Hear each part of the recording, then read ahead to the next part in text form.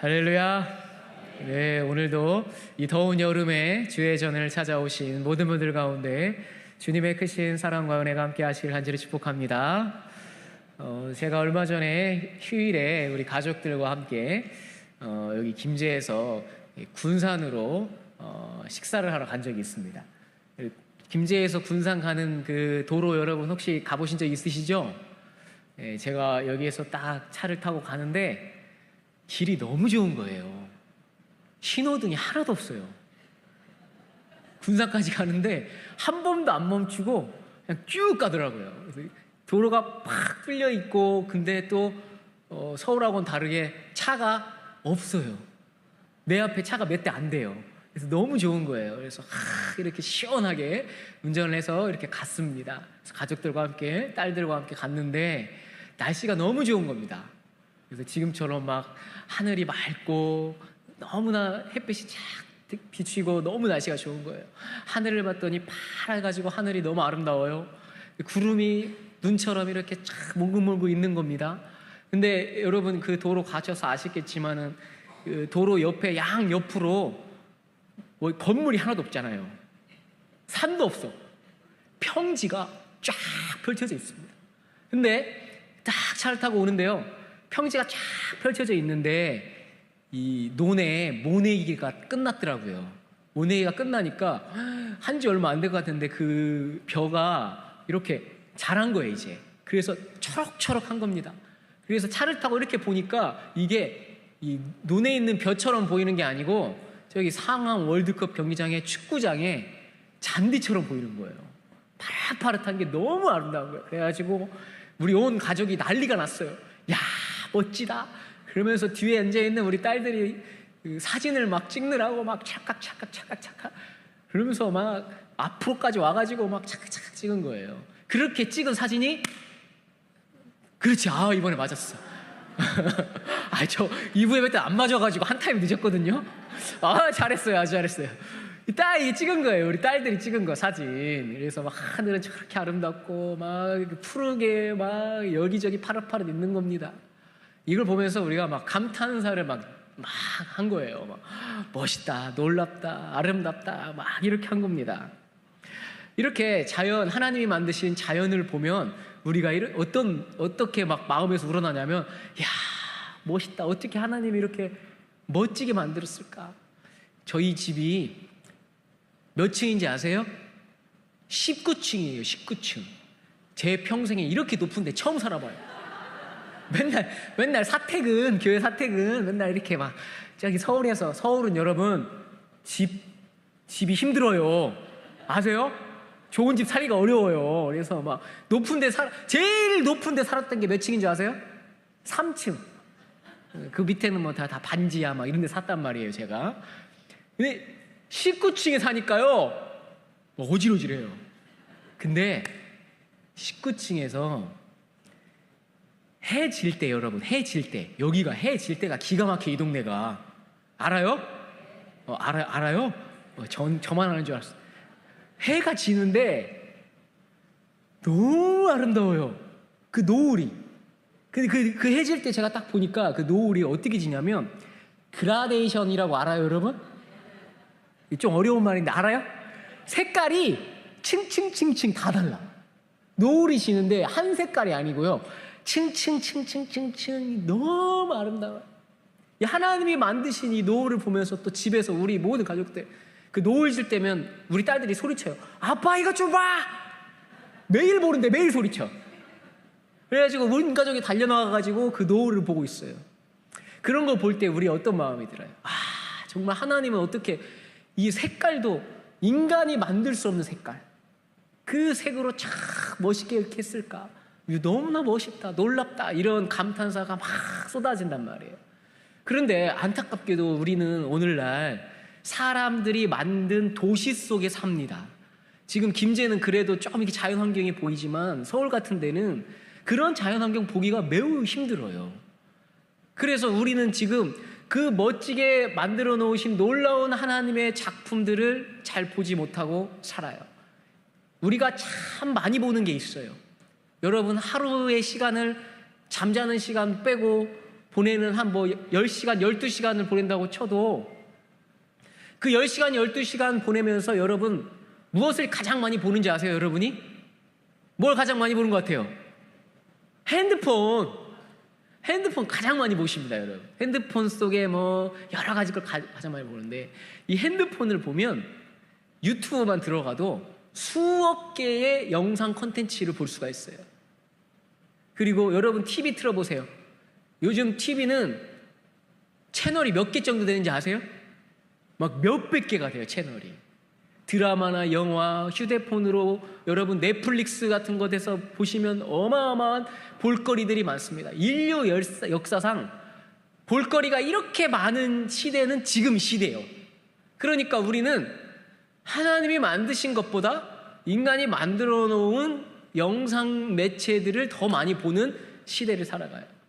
물론 여러분이 휴대폰으로 멋진 자연 환경이나 이런 사진들을 볼 수는 있지만 그걸 보고 와 정말 멋지다라고 감탄, 정말 영혼과 마음에서 우러나오는 감탄을 하는 분들은 많지 않으실 거예요. 그거 보면서 아 여기 또 놀러 갔구나, 어디 여행 갔구나, 이런 것만 보는 것이죠. 심지어 교회 와서도 우리가 일주일 내내 가장 많이 보는 게 뭐예요? 영상이잖아요. 드라마, 1일 연속극, 뭐 이런 영화. 교회 와서도 야 이번 주에 그 드라마 봤어? 야 이 주인공이 어찌고 저찌고 이랬더라. 이런 이야기, 대화를 나눌 정도로 우리는 그러한 영상 매체의 홍수 속에서 삶을 살아가고 있습니다. 그렇다 보니 아름다운 하나님이 만드신 것보다 그런 것을 보는 것에서 느껴지는 감탄사가 나오지 않는 시대를 살고 있습니다. 그런데요, 오늘 여러분이 읽으신 에베소서의 이 말씀에서 이 에베소서를 지었던 사도 바울은 에베소 교인들을 향해서 감탄하고 경이롭다고 이렇게 감탄사를 내뱉고 있습니다. 제가 전에도 한번 말씀드린 바가 있는데 사도 바울은 이 에베소서를 어디서 썼냐면 감옥에서 썼다고 그랬어요. 감옥. 그래서 에베소서를 옥중서신이다 이렇게 부릅니다. 감옥에서 쓴 편지다라는 것이죠. 감옥에서 감탄사가 나올 게 뭐가 있을까요? 경이롭고 놀랍다고 이렇게 막 놀랍게 여기는 일들이 뭐가 있을까요? 그런데 사도 바울은 에베소 교인들을 향해서 감탄하면서 경이롭다며 오늘 본문의 말씀을 전하고 있습니다. 그 편지를 받는 에베소는 어떤 도시인가? 전에도 말씀드린 바와 같이 에베소서는 1세기에 로마 행정구역상 소아시아 반도에 있는 수도였습니다. 인구가 20만 명 정도나 되는 매우 경제력이 풍부하고 잘 사는 항구 도시였어요. 여기에 아르테미스 여신을 섬기는 신전이 있었습니다. 제가 전에 말씀드렸죠? 세계 7대 불가사의 중에 하나가 뭐라고 했어요? 아르테미스 신전이라고 했어요. 이 여신을 섬기는 순례객들이 이곳에 엄청 많이 찾아왔단 말이에요. 이 로마의 박물학자인 플리니우스에 의하면 이 아르테미스 신전이 어떻게 지어졌냐면 엄청나게 큰 거대한 기둥이 127개가 있대요. 몇 개요? 놀라지도 않네요. 여러분은 한 1000개 정도 있어야 놀라신다고. 127개의 거대한 기둥으로 되어진 신전에 길이가 115m. 몇 미터요? 115m. 제 키가 2m 조금 안 돼요. 왜 웃으세요? 2m 조금 안 돼요. 거짓말 아니에요. 2m는 안 돼요, 제가. 근데 사람이 2m라고 그러면 얼마나 커요? 그죠? 근데 115m니까 길이가, 너비가 55m. 그러한 어마어마한 신전이 세워져 있었어요. 그래서 그 신전을 보려고 수많은 순례객들이 에베소라는 도시를 찾아왔습니다.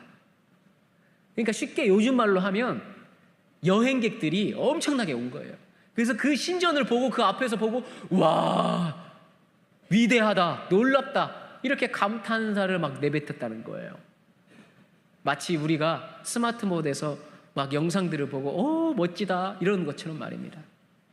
세상은요 아르테미스 신전을 보면서 불가사의하다고 놀랍다고 감탄할 때 사도 바울은 감옥에 있으면서도 에베소 성도들을 향해서 이렇게 선포합니다. 에베소서 2장 10절 오늘 말씀인데 같이 한번 읽어볼게요. 우리는 그가 만드신 바라 그리스도 예수 안에서 선한 일을 위하여 지으심을 받은 자니 이 일은 하나님이 전에 예비하사 우리로 그 가운데서 행하게 하려 하심이니라. 아멘. 여기서 우리말로 만드신 바라고 쓰인 헬라어 단어가 포이에마입니다. 우리는 그가 만드신 바라. 이 단어는 매우 독특한 단어인데요, 신약 성경에서 딱 2번만 쓰였어요. 방금 여러분이 읽으신 에베소서 2장 1절에 한 번 쓰였고요, 또 다른 하나는 어디에 쓰였냐면 로마서 1장 20절에 쓰여져 있습니다. 함께 읽어볼까요? 그의 영원하신 능력과 신성이 그가 만드신 만물에 분명히 보여 알려졌나니. 아멘. 하나님의 능력과 신성이 하나님이 만드신 만물에 분명히 보여졌다는 거예요. 그래서 우리가 하나님이 만드신 자연을 보고 이걸 만드신 창조주가 있을 거야 이렇게 얘기하잖아요. 그렇다는 거예요. 여기서 만드신 만물이라고 쓰인 헬라어 단어가 포이에마입니다. 자, 그가 만드신 만물이 포이에마예요. 하나님이 창조하신 이 광대한 우주, 바다의 깊음, 밤하늘의 별들, 그리고 산의 웅장함, 이 모든 것을 포이에마, 만드신 만물이다 이렇게 말합니다. 제가 방금 서두에 말씀드린 것처럼 가족들과 함께 차를 타고 갈 때 보았던 그 맑은 하늘, 솜사탕 같은 구름, 그리고 양옆 평지에 넓게 자라나고 있는 그 파릇파릇한 잔디밭 같은 벼들, 이런 것들을 보고 포이에마, 하나님이 만드신 만물이다 이러는 거거든요. 그런데 여러분이 오늘 읽으신 에베소서 2장 10절은 하나님이 만드신 자연 만물을 향해서 포이에마라고 기록한 게 아닙니다. 우리는 그가 만드신 바라. 누구를 향해서요? 우리를, 나를 향해서 하나님이 만들었다. 포이에마, 이렇게 감탄하고 계시는 거예요. 예수님을 믿고 새롭게 창조된 여기 앉아있는 나 자신, 우리들을 향해서 하나님이 내가 너희들을 만들었다라고 포이에마라고 말한 거예요. 자, 그러면 이 포이에마는 어떤 의미를 담고 있을까? 이 포이에마라는 헬라어 단어는 원래 어디서 왔냐면 동사 포이에오에서 왔습니다. 이 동사 포이에오는 무슨 뜻을 가지고 있냐면 만들다, 창조하다라는 뜻을 가지고 있어요. 영어 단어로 하면 이 포이에오에서 어떤 단어가 왔냐면 포엠, 시, 여러분 시 아시죠? 시라는 단어가 온 겁니다. 창조자가 자신의 온 존재를 쏟아 부어서 만들어낸 시와 같은 작품이 포이에마예요. 자, 그러면 이 포이에마는 공장에서 찍어내는 상품이나 공산품이 아니에요. 일률적으로 뽑아내는 어떠한 상품이 아니라는 뜻입니다. 하나님이요, 여기 앉아 계신 우리의 각 사람 한 사람 한 사람을 각각 가치 있게 그리고 다르게 목적에 따라 만드셨다는 거예요. 무엇으로요? 작품으로. 그래서 오늘 설교의 제목이 무엇인지 아세요? 여러분, 주보에 보면 뭐라고 나와요? 하나님의 걸작품. 원더풀, 놀랍다, 위대하다, 하나님의 걸작품이다. 누가요? 내가. 따라해보세요. 내가 하나님의 작품입니다. 내가 하나님의 작품입니다. 여러분, 한 사람 한 사람이 하나님의 작품이라는 거예요. 그런데 왜 하나님은 우리를 그런 작품으로 만들어 주셨을까? 우리가 사랑받을 만해서요? 그게 아니에요. 에베소서 2장 10절의 말씀을 오늘 읽었단 말이에요. 에베소서 2장의 1절의 말씀에 가보면요, 이런 말씀이 있습니다. 한번 같이 읽어볼까요? 그는 허물과 죄로 죽었던 너희를 살리십니다. 우리는 원래 어떤 존재였다고 말하고 있냐면 허물과 죄로 죽었대요. 여러분, 우리는 다 죽었던 존재래요. 허물과 죄로 죽었던 존재, 우리는. 어떻게, 왜 우리는 죽은 존재가 되었을까요? 그 다음 말씀인 2절과 3절에 그 답이 나와 있어요.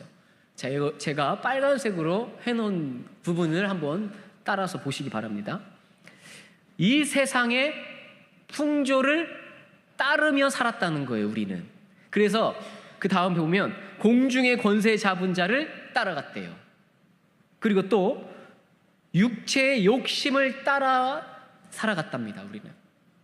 그래서 우리는 어떤 존재였냐면 본질상 진노의 자녀, 하나님의 심판을 받을 진노의 자녀였다는 거예요. 그래서 우리는 죽어있던 존재였다는 겁니다. 세상 풍조를 따르고 육체의 욕심을 따라 살아가고 하나님의 심판과 진노 아래에 죽을 수밖에 없었던 존재들, 그게 바로 누구예요? 나였어요. 우리였어요. 그러니까 본래 우리는 엉망진창인 상태였어요.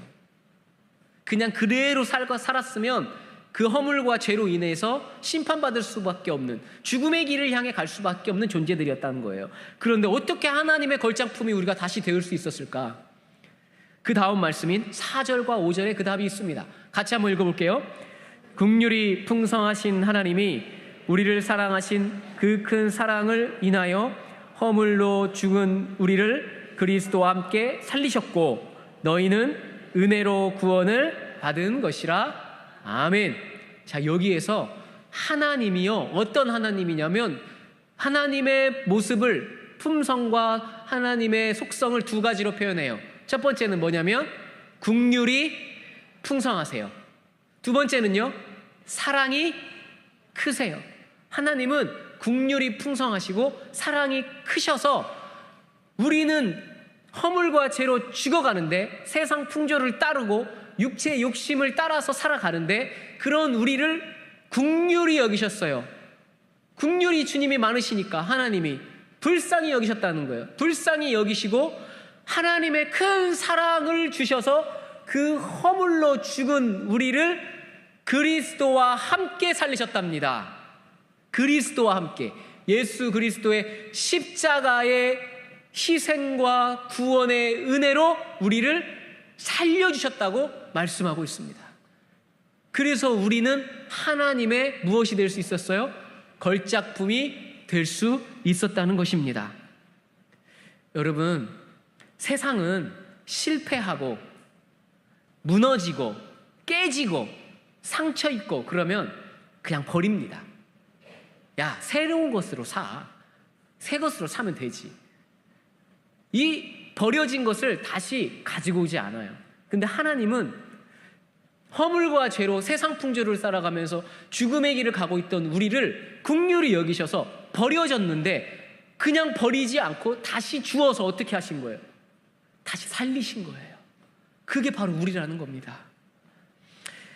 16세기 이탈리아의 화가이자 건축가인 조르조 바사리가 지은 책이 한 권 있습니다. 그 책의 이름이 뭐냐면 미술과 열전이라는 1550년에 지어진 책이에요. 바사리가 미술과 열전이라는 이 책에서 무엇을 기록했냐면 미술가들의 이야기를 여기에다가 기록해놨어요. 많은 미술가들의 이야기를. 이 책에 보면 우리가 잘 아는 르네상스 시대의 천재 화가였던 미켈란젤로라는 화가에 대한 이야기가 기록되어 있습니다. 미켈란젤로는 들어보셨죠? 미켈란젤로에 대한 이야기를 기록하고 있는데 이런 이야기가 있어요. 1464년에 이탈리아의 피렌체에 두 명의 이 조각가를 통해서 이 대리석 돌을 주고 이 돌로 멋진 조각품을 만들어라 이렇게 합니다. 그런데 이 두 명의 화가가 이 조각품을 막 깨고 못으로 깨고 망치로 두드리면서 조각을 만들다가 결국 실패하고 포기하고 말았어요.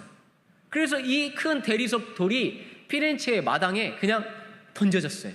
방치된 거죠. 버려진 돌이 된 거예요. 그로부터 25년간 그 돌은 방치되어 있었답니다. 그런데 26살이 된 미켈란젤로에게 이 돌로 조각품을 만들어봐라 한 거예요. 그래서 미켈란젤로가 이 돌을 이제 작품으로 만들기 시작하는 거예요. 자신의 온 존재의 힘을, 능력과 지식을 다 동원해서 힘을 다해서 탁 조각을 한 겁니다. 그렇게 조각을 해서 2년여 동안 작업 끝에 탄생한 작품이 무엇이냐면 참 안 맞네. 한참 늦었지만 미켈란젤로의 다비드상이에요. 여러분 이거 보신 적 있으시죠? 이거 안 봤으면 학교 다닐 때 미술 시간에 다 잤어.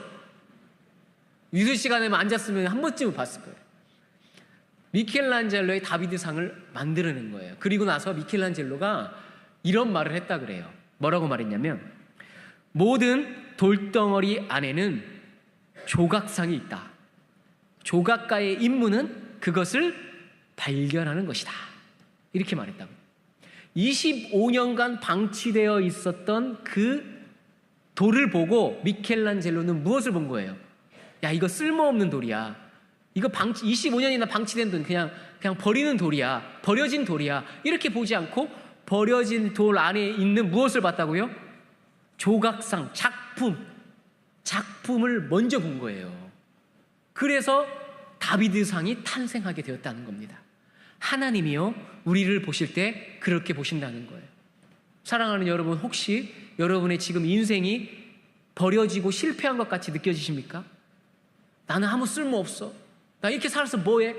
막 좌절하고 실패하고 절망하고 계시는 분 혹시 계세요?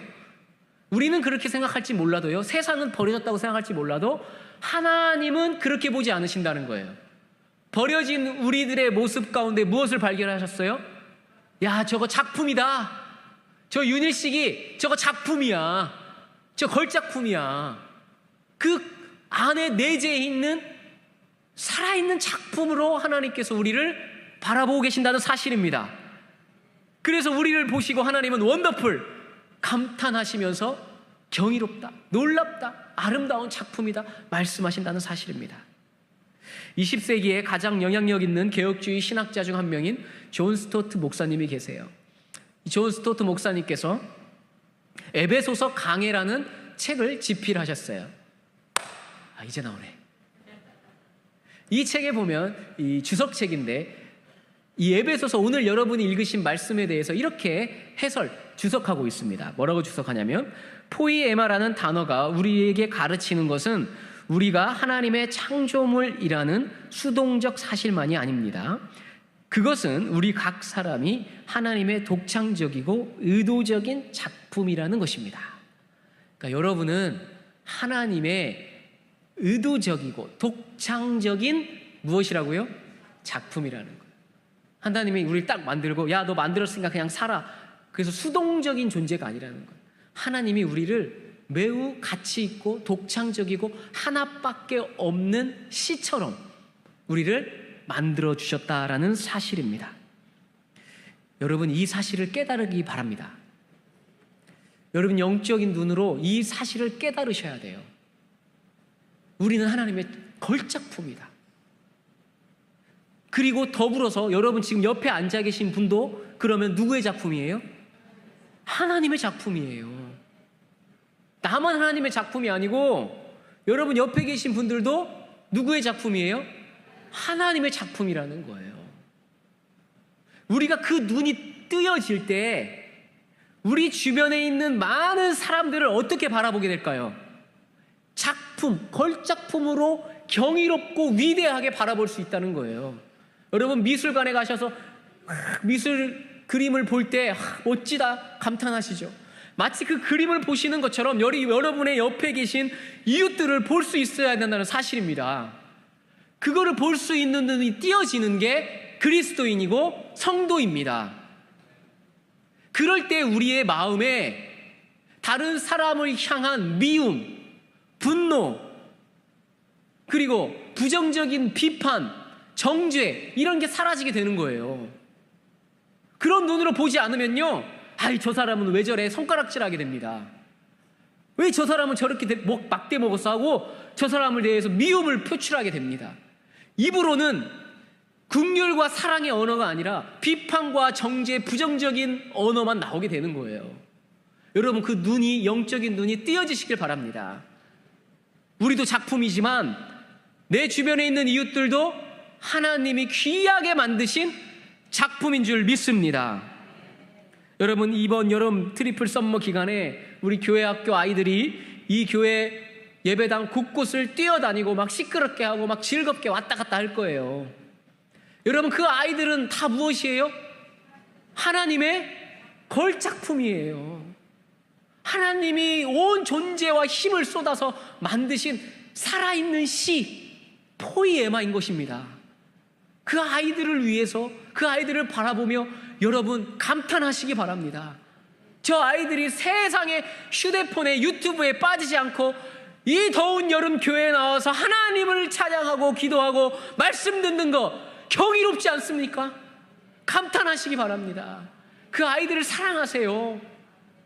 그 아이들을 하나님이 만드신 걸작품입니다. 이 자리에 앉아서 평생을 기도하며 기도의 무릎으로 살아가셨던 믿음의 우리 어르신들이 계세요. 이 자리에.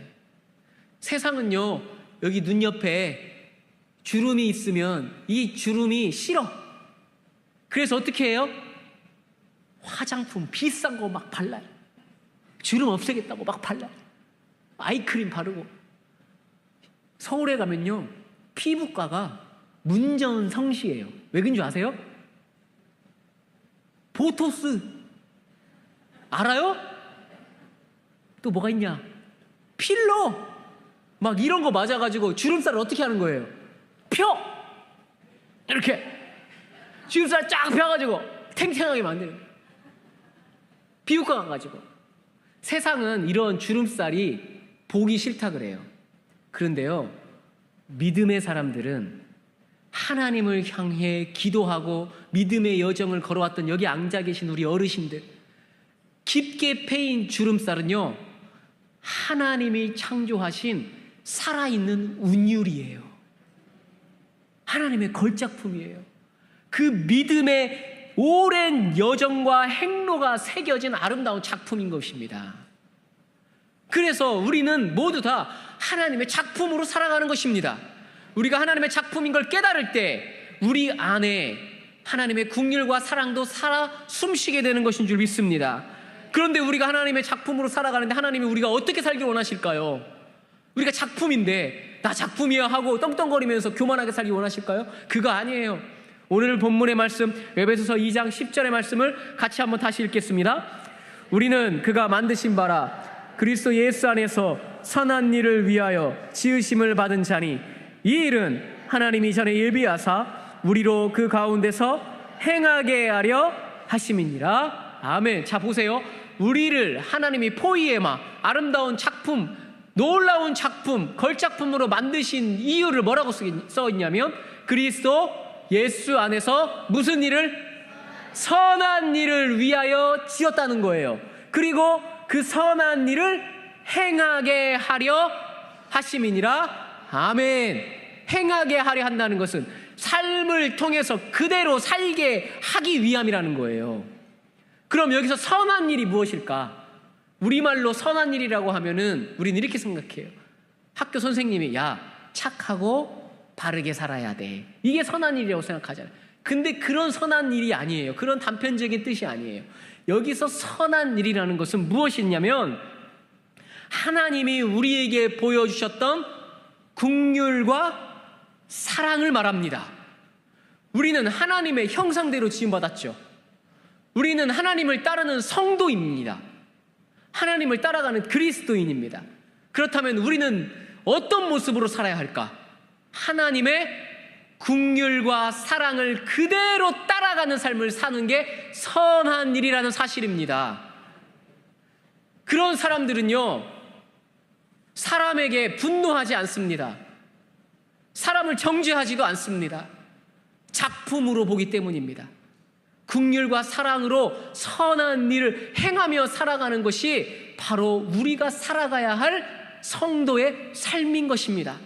그리고 그러한 삶을 살아가는 우리를 보시면서 하나님은 감탄하시고 놀랍다, 원더풀, 경이롭다, 포이에마, 내가 만든 작품이다, 이렇게 말씀하신다는 사실입니다. 사랑하는 여러분, 이제 나 자신은 하나님의 작품인 것을 깨닫기를 간절히 바랍니다. 그리고 여러분 주변에 살아가고 계신 옆에 있는 동역자들, 이웃들 또한 하나님의 작품입니다. 그 작품을 바라보면서 원더풀, 놀랍다, 경이롭다, 사랑스럽다, 이렇게 외치시는 성도들이 되시기를 간절히 바랍니다. 여러분, 내 곁에 앉아있는 이 사람을 바라볼 때 항상 이렇게 기억하시기 바랍니다. 저 사람도 하나님의 포이에마다. 나는 지금 하나님의 걸작품 앞에 서 있다. 어디 서 있다고요? 걸작품 앞에 서 계시는 겁니다. 하나님의 작품을 보시면서 서로 경이롭게 놀랍게 여기면서 긍휼과 사랑하심을 회복하는 김제 제일교회 모든 성도들이 되시기를 간절히 바랍니다. 그 눈빛이, 그 영적인 눈빛이 회복될 때 우리 교회는 진정으로 원더풀한 교회가 될 줄 믿습니다. 서로를 향한 이러한 경이로운 감탄사를 회복하는 이번 여름 트리플 썸머가 되기를 주님의 이름으로 간절히 축복합니다.